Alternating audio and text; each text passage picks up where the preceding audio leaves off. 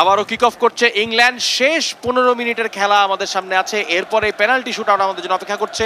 খেলার ফলাফল France 3 England 3। 106 minute পরে মাদি ভাই এখনো দুটো টিমকে স্প্লিট করা যায়নি। একদমই শিয়ানে লড়াই, যেটাকে আমরা বলছিলাম ক্ল্যাশ অফ টাইটান্স, এবং দুটা দল সেভাবেই খেলছে। আসলে তারা ইউরোপিয়ান ফুটবলকে যে চমৎকারভাবে ব্র্যান্ডিংটা করেছে, আরো একবার আক্রমণে ইংল্যান্ড, কিন্তু একটু আরবার পেছনের দিকে যাওয়ার যে একটা মানে কি বুঝি না প্রবণতা বা ট্যাকটিক্স, এটা আসলে আইমান তার দলকে কিভাবে খেলেন এবং কেন এই নাটব্যাকটা না করলে গোলটা হয়ে যেতে পারতো। কেন বাপায় মারলেন না? স্টার্লিং এর বাপায় জোর আছে আইমান।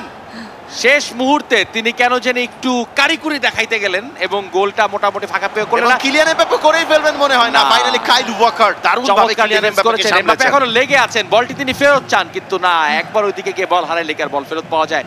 তবুও আমি গেমারু, রিহান এবং আয়মানের বিষয়ে বলতে চাই যে বর্তমানে বাংলাদেশের গেমারুরা কি চমৎকার ফিফা খেলেন, তার প্রদর্শনী আজকে আমরা এই অনুষ্ঠানের মাধ্যমে দেখতে পাচ্ছি এবং কি দুর্দান্ত ফিফা প্লেইং। দারুণ এক্সিলেন্ট ডিসপ্লে আমরা দেখেছি দুই গেমারুর কাছ থেকে।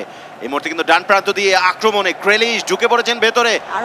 2-2 ভালো ক্রস হলে বিপদ হবে, কিন্তু না, বাম প্রান্তে কাউকে দরকার ছিল, সেখানে কেউ নাই। অনেকটা নিচের দিকে এখনো পর্যন্ত এনগোলো কান্তে, পল পগবা না, বল হারিয়ে ফেলেছেন বিপজ্জনক জায়গায়।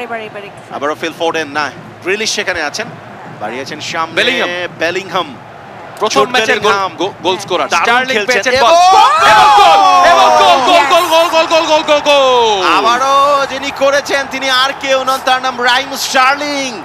এক্সিলেন্ট গোল আবারও করলেন। আরো একটি টুইস্ট ইন দ্য টেল।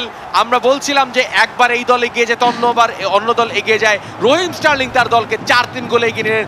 মাত্র 3 মিনিট খেলা বাকি, এই খেলায় ফেরা হয়তো ফ্রান্সের পক্ষে সম্ভব হবে না। কর্নিয়া কি মনে করেন?